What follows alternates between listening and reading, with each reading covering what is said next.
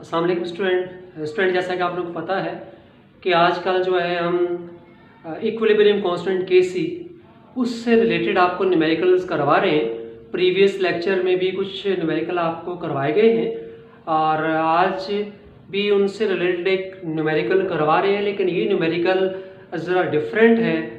इसको ज़रा ज़्यादा तवज्जो की ज़रूरत है समझने के लिए, क्योंकि इसमें बहुत सारे जो प्रीवियस आपने न्यूमेरिकल्स पढ़े हैं उनको मिक्स करके पूछा गया है और उसमें एक बेसिक कॉन्सेप्ट इन्वॉल्व है। हम देख लेते हैं क्वेश्चन क्या दिया गया है स्टूडेंट। क्वेश्चन ये है कि 9.2 ग्राम ऑफ इथाइल अल्कोहल, देखिए स्टूडेंट लिखा हुआ है 9.2 gram of ethyl alcohol, 3.6 gram of acetic acid, 1.1 gram of ethyl acetate, 9 gram of water. हमारे पास जो है 4 डिफरेंट कंपाउंड मौजूद हैं, सबका मास बताया हुआ है। ठीक है, मास बता दिए, सबका मास बताया हुआ है। और उसके बाद कहा गया है कि ये जो रिएक्शन होगा, इस रिएक्शन की जो इक्विलिब्रियम कांस्टेंट Kc है उसकी वैल्यू 4 है। उसके बाद कहा गया है कि जब ये रिएक्शन होगा, होने के बाद इक्विलिब्रियम डेवलप होगा, चूंकि रिवर्सिबल रिएक्शन के बारे में हम पहले भी बात कर चुके हैं कि ये वो रिएक्शन होते हैं जिनमें इक्विलिब्रियम स्टेबलिश होता है रिएक्टेंट्स और प्रोडक्ट के दरमियान। तो कह रहे हैं जब इक्विलिब्रियम स्टेबलिश हो जाएगा तो उसके बाद यानी कि रिएक्टेंट और प्रोडक्ट यानी कि पूरा जो रिएक्शन मिक्सचर्स को कहते हैं, रिएक्शन मिक्सचर का मतलब है इसमें रिएक्टेंट्स प्रोडक्ट सब आते हैं, उन सब की कंसंट्रेशन क्या होगी। कह रहे हैं कंसंट्रेशन ऑफ रिजल्टिंग मिक्सचर। ये हमसे सवाल पूछा गया है। अब स्टूडेंट सवाल को हमने सॉल्व करना है। सॉल्व करने से पहले हम ये बात जानते हैं, ये बात हमको पता है कि इस तरह के न्यूमेरिकल जब सॉल्व करते हैं, जो रिवर्सिबल रिएक्शन यानी कि इक्विलिब्रियम कांस्टेंट Kc से रिलेटेड जितने भी क्वेश्चंस हैं, इन क्वेश्चंस में हम जब स्टार्ट करते हैं तो हमें जो है मोल्स रिक्वायर्ड होते हैं। ठीक है, और यहाँ पर उसने क्या दिया हुआ है, तमाम कंपाउंड का मास दिया हुआ है। तो सबसे पहला काम तो हमें ये करना पड़ेगा कि हमें सबके मोल्स कैलकुलेट करने पड़ेंगे, और मोल्स कैलकुलेट करने का तरीका आप सीख चुके हैं और इससे पहले एक न्यूमेरिकल भी ऐसा करवाया गया है। ठीक है, बहरहाल आ जाइए यहाँ देखते हैं सवाल में क्या दिया हुआ है मास और किस तरह मोल निकालने हैं। पहले देखें, हमें इथाइल अल्कोहल का देखिए मास बताया हुआ है 9.2 ग्राम। तो हम किससे डिवाइड कर देते हैं इसको, इसके मोलर मास से, तो 0.2 मोल्स आ जाएंगे। ठीक है, इसी तरह से एसिटिक एसिड को अगर गौर करते हैं तो कितना दिया हुआ है 3.6 ग्राम, इसके मास को इसके मोलर मास से डिवाइड कर देते हैं तो मोल्स आ जाएंगे एसिटिक एसिड के। ठीक है, इथाइल एसीटेट जो है इसका भी मास दिया हुआ है 1.1 ग्राम, तो इसके मोलर मास से डिवाइड कर देते हैं। ठीक है, उसके बाद वाटर 9 ग्राम। ठीक है, इसके भी मोलर मास से क्या किया गया है, डिवाइड कर दिए 18 से, तो आ गया इसके मोल्स। तो हमने मोल्स कैलकुलेट कर दिए, पहला काम हमने कर दिया। अब आगे बढ़ जाते हैं। आगे बढ़ने के बाद उसने कहा कि ये हमारे पास जो यहाँ पर इथाइल अल्कोहल है, एसिटिक एसिड है, इथाइल एसीटेट है, वाटर है, चारों चीज़ें हैं। हम कह लेते हैं कि यहाँ पर जी अल्कोहल है, अल्कोहल यहाँ पर है। ठीक है, हम यहाँ कह लेते हैं जी हमारे पास जो है ये एसिड है, एसिटिक एसिड है। हम कह लेते हैं जी हमारे पास ये इथाइल एसीटेट है, यानी कि ईस्टर ये रखा हुआ है, और इसी तरह से हमारे पास जो है यहाँ पर वाटर। ये सारे हमारे पास जो है कंपाउंड्स मौजूद हैं। नॉर्मली रिएक्शंस में क्या होता है कि रिएक्टेंट्स की बात होती है कि रिएक्टेंट जो है, जैसे ये रिएक्टेंट्स आपको नजर आ रहे हैं कि इनको आपस में मिलाया जाता है, और जब रिएक्टेंट्स को आपस में मिलाया जाता है तो उसके बाद रिएक्शन शुरू हो जाता है, और शुरू हो जाने के बाद क्या बनता है, प्रोडक्ट। तो रिएक्शन कहाँ जा रहा होता है, फॉरवर्ड डायरेक्शन में, और उस वक्त तक जाता है जब तक इक्विलिब्रियम एस्टेब्लिश ना हो जाए। क्योंकि ये रिवर्सिबल रिएक्शन की खास बात है कि उनमें क्या होता है, इक्विलिब्रियम एस्टेब्लिश हो जाता है किसके दरमियान, रिएक्टेंट और प्रोडक्ट के दरमियान। ठीक है, तो यहाँ पर देखिए मैंने बताया कि रिएक्टेंट दिए होते हैं, उनको मिलाते हैं तो फिर प्रोडक्ट बनते हैं, फिर इक्विलिब्रियम डेवलप होता है। लेकिन यहाँ केस बड़ा ही डिफरेंट है, बड़ा अलग है। यहाँ क्या है, यहाँ हमारे पास रिएक्टेंट्स भी पहले से दिए हुए हैं और प्रोडक्ट्स भी पहले से दिए हुए हैं, नहीं हर चीज पहले से मौजूद है, ठीक है। यानी हमारे पास रिएक्टेंट्स भी हैं, प्रोडक्ट्स भी हैं, इन सब को हमने क्या करना है, इन सब को आपस में कह रहा है मिला दे एक जगह। अब जब इन सब को आगे एक जगह पर हम क्या कर देते हैं, इनको एक जगह पर मिला देते हैं, देखिए एक जगह पर, यानी कि हमने अल्कोहल को, एसिटिक एसिड को, इथाइल एसीटेट को, सबको एक जगह मिक्स कर दिया, एक जगह मिला दिया। जब सारे रिएक्टेंट्स भी प्रोडक्ट्स भी पहले से मौजूद हैं, सबको एक जगह मिला देंगे। जब एक जगह मिला देंगे तो एक रिएक्शन शुरू हो जाएगा। उस रिएक्शन में दो पॉसिबिलिटीज हैं, ये ज़हन में रखना। इस तरह की कंडीशन में जब रिएक्टेंट्स भी दिए हुए हों, प्रोडक्ट्स भी बताए हुए हों और सबको एक साथ मिलाया जाए, तो यहाँ कितनी पॉसिबिलिटीज बताइए, दो पॉसिबिलिटी। पहली पॉसिबिलिटी है चाहे रिएक्शन या तो कहाँ जाएगा, फॉरवर्ड डायरेक्शन में जाएगा ताकि इक्विलिब्रियम स्टेबलिश हो जाए, या ये रिएक्शन कहाँ जाएगा, रिवर्स डायरेक्शन में जाएगा ताकि इक्विलिब्रियम स्टेबलिश हो जाए। तो अब आप यहाँ पर हमें नहीं पता कहाँ जाएगा, या तो रिवर्स जाएगा या फॉरवर्ड जाएगा, ये हमें पता चलाना पड़ेगा। इस क्वेश्चन के फर्दर सॉल्यूशन से पहले हमें ये पता चलाना पड़ेगा कि रिएक्शन फॉरवर्ड जा रहा है या रिवर्स जा रहा है। इस तरह का सवाल आपको पहले हमने करवाया है, आपको समझाया है। अगर आपको याद हो, इससे पहले एक लेक्चर था जिसमें आपको रिएक्टेंट्स और प्रोडक्ट्स की कंसंट्रेशंस बताई हुई थी और आपसे पूछा गया था कि आप ये बताइए कि रिएक्शन जो है किस डायरेक्शन में जाएगा, ठीक है। तो ये बिल्कुल वो वैसा ही हमने करना है कि यहाँ पर हम क्या करेंगे, हम यहाँ पर रेशियो कैलकुलेट कर लेंगे। किसका रेशियो कैलकुलेट कर लेंगे, तो जो प्रोडक्ट हैं इनकी कंसंट्रेशन का और रिएक्टेंट की कंसंट्रेशन का हम रेशियो कैलकुलेट कर लेंगे, ठीक है। यानी कि जो इनिशियल कंसंट्रेशन है किसकी, चूंकि हम जब इसकी एक्सप्रेशन लिखते हैं केसी कैलकुलेट करने की, वो भी वैसे लिखी जाती है, और इसका अगर रेशियो कैलकुलेट करना है तो भी एक्सप्रेशन यूँ लिखी जाती है। किस तरह लिखी जाती है कि जो प्रोडक्ट है उनकी कंसंट्रेशन को ऊपर लिखा जाता है, न्यूमरेटर में लिखा जाता है, और जो रिएक्टेंट्स हैं उनकी कंसंट्रेशन को कहाँ लिखा जाता है, डिनोमिनेटर में, ठीक है। तो आपने क्या कर दिया, यहाँ पर ये आ गया हमारे पास जो प्रोडक्ट है और ये रिएक्टेंट, जो इस रिएक्शन में प्रोडक्ट रिएक्टेंट होते हैं, ये हमें पता होना चाहिए। देखिए हमने ये रिएक्शन लिखा हुआ है, हमें पता है कि ये प्रोडक्ट हैं, इनकी कंसंट्रेशन ऊपर, रिएक्टेंट की नीचे, मतलब ऊपर मतलब न्यूमरेटर और डिनोमिनेटर, ये लिख देंगे। अब इनका क्या करेंगे, वैल्यूज पुट कर देंगे, जो वैल्यूज हमारे पास मौजूद हैं कि इथाइल एसिटेट कितनी वैल्यू है, हमारे पास जो है वाटर की कितनी वैल्यू है, यानी कितने मोल्स हैं या कितनी कंसंट्रेशन है, तो इसको हम सबको क्या कर देंगे, इसमें पुट कर देंगे। सब वैल्यूज को, सबकी कंसंट्रेशन को यहाँ पर पुट कर देने के बाद हम क्या करेंगे, जब क्या कर लेंगे, इनका रेशियो कैलकुलेट कर देंगे। तो रेशियो जब हमारे पास आ जाएगा, क्या आ जाएगा, 0.52। हमने क्या किया, सबकी कंसंट्रेशन को क्या कर दिया, जब जो है मल्टीप्लाई डिवाइड करके चेक किया तो हमारे पास प्रोडक्ट और रिएक्टेंट की कंसंट्रेशन का रेशियो 0.52 आया। अब इस रेशियो को जो भी हमारे पास आएगा, प्रोडक्ट की और रिएक्टेंट की जो इनिशियल कंसंट्रेशन है उनका जो रेशियो हमारे पास आएगा, इस रेशियो को किससे कंपेयर किया जाता है, केसी की वैल्यू से।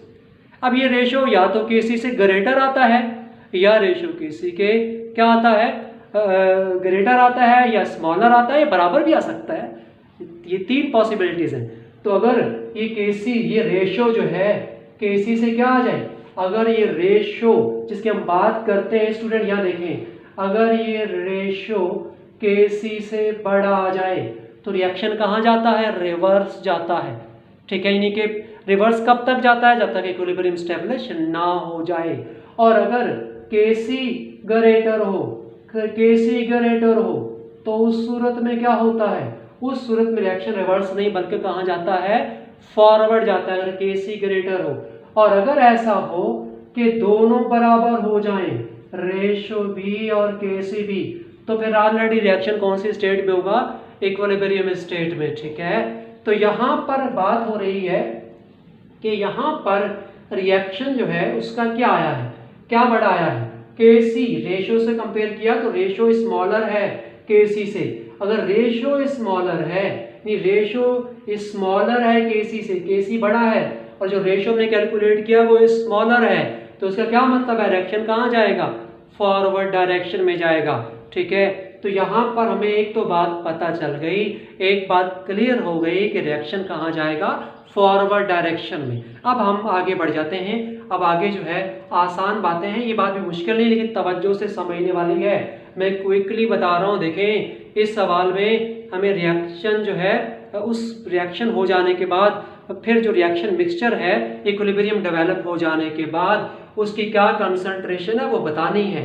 वो बताने के लिए हमें मास दिया हुआ था, मास को पहले हमने मोल में कन्वर्ट कर लिया। ठीक है, हमारे पास ये मोल्स आ गए। फिर हमने क्या किया, हमें जो है यहाँ पर चूंकि रिएक्टेंट प्रोडक्ट सबके मोल्स बताए हुए, सबकी कंसंट्रेशन पता है, तो हमें क्या करना पड़ेगा, सबसे पहले ये देखना पड़ेगा रिएक्शन डायरेक्शन कौन सी में जा रहा है, फॉरवर्ड जा रहा है या रिवर्स जा रहा है। तो हमने कैलकुलेट कर लिया, पता चल गया कि रिएक्शन फॉरवर्ड जाएगा।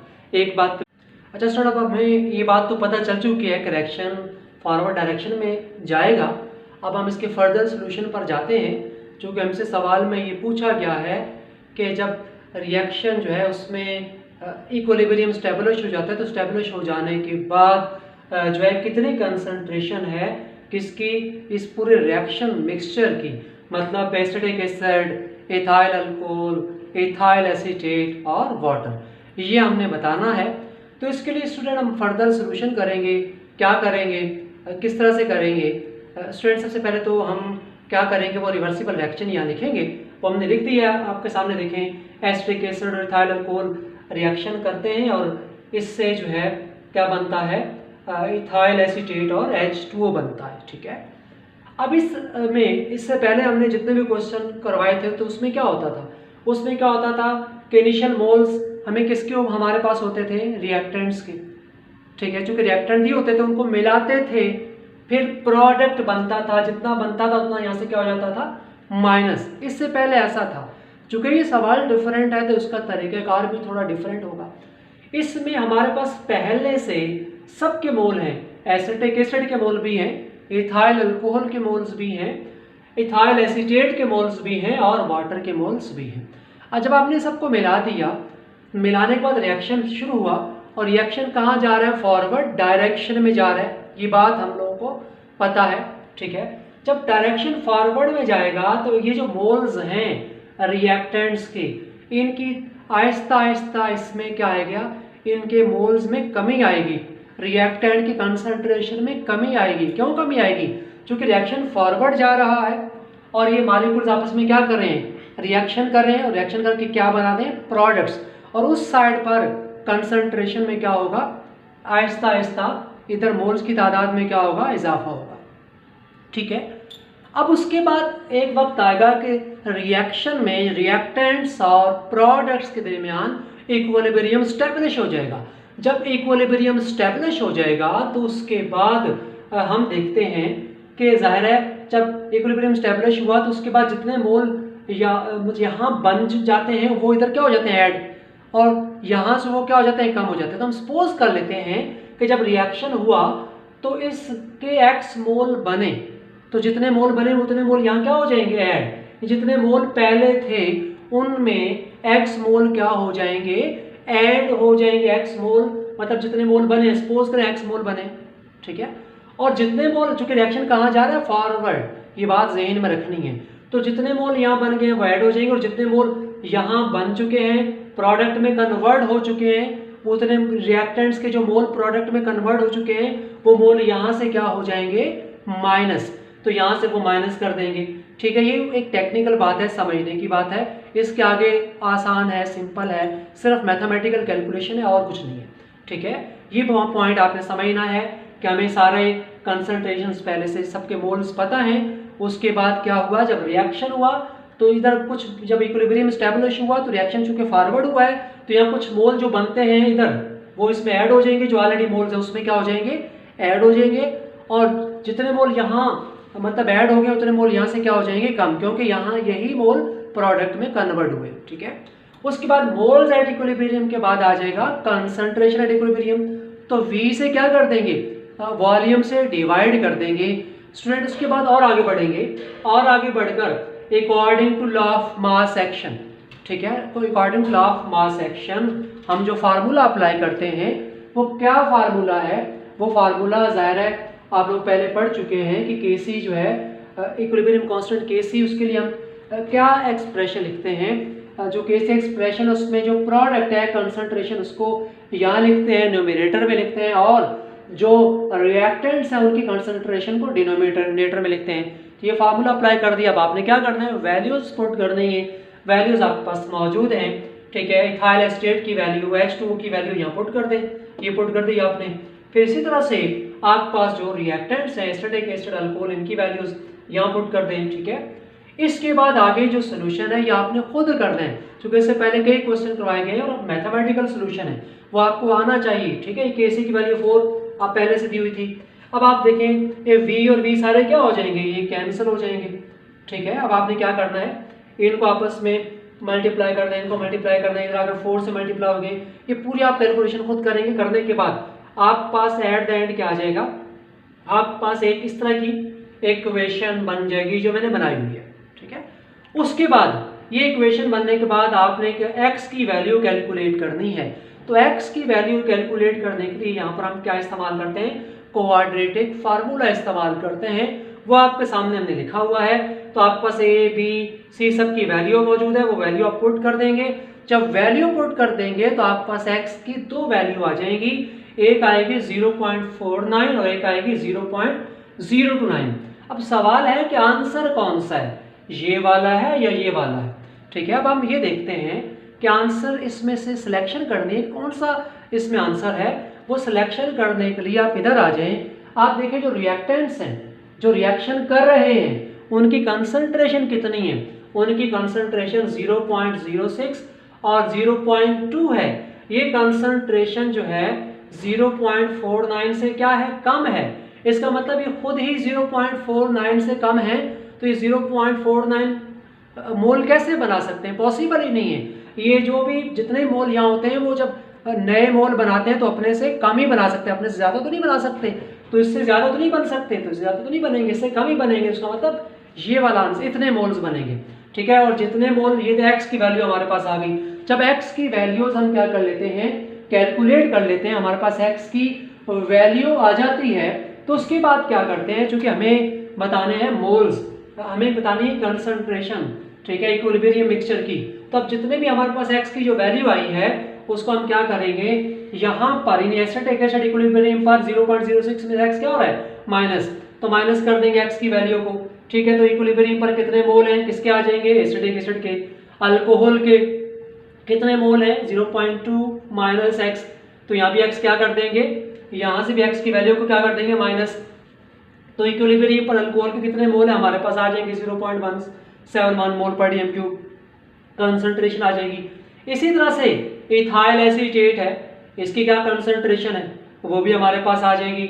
इसमें x मोल क्या हो जाएंगे, ऐड, ठीक है, ये आ गया इक्विलिब्रियम, इसकी कंसंट्रेशन। इस तरह से H2 पहले 0.5 थे, बाद में x इसमें ऐड हो गया।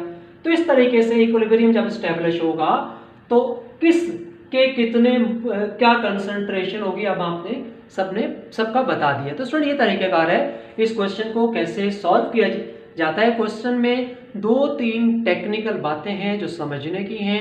एक पहली बात तो ये है कि यहाँ जो आपको बता दी गई थी कि हमें पहले ये देखना पड़ेगा, जब रिएक्टेंट प्रोडक्ट सब होते हैं, सबको मिलाया जाता है और रिएक्शन होता है, रिएक्शन या तो फॉरवर्ड होगा या रिवर्स होगा, तो उसे हमें देखना पड़ेगा। तो उसके लिए हमने जो है यहाँ रेशो निकालते हैं प्रोडक्ट और रिएक्टेंट की कंसंट्रेशन का, उस रेशो से Kc से कंपेयर करते हैं। तो इस वाले रिएक्शन में चूंकि रेशो स्मॉलर आया है Kc से, तो इसका मतलब है रिएक्शन कहाँ जा रहा है, फॉरवर्ड डायरेक्शन में जा रहा है। जब ये बात पता चल गई तो फिर दूसरी समझने की बात ये है कि यहाँ पर हम क्या करेंगे, जब रिएक्शन होगा तो इसके मॉलिक्यूल्स रिएक्शन करके क्या बनाएंगे, प्रोडक्ट बनाएंगे। तो यहाँ से कम हो जाएंगे और यहाँ पर ऐड हो जाएंगे, जितने यहाँ ऐड होंगे उतने यहाँ से कम हो गए, ये बात समझने की है।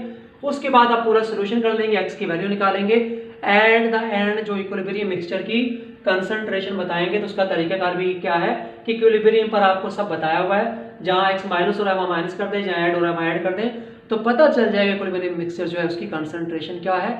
ये स्टूडेंट बाकी तो ये प्रैक्टिस करें, इस सवाल को कम से कम 2-3 बार खुद सॉल्व करें ताकि आपको सही से कॉन्सेप्ट आ जाए, फिर उसके बाद इंशाल्लाह इस तरह का कोई भी क्वेश्चन होगा बड़ी आसानी से आप सॉल्व कर लेंगे।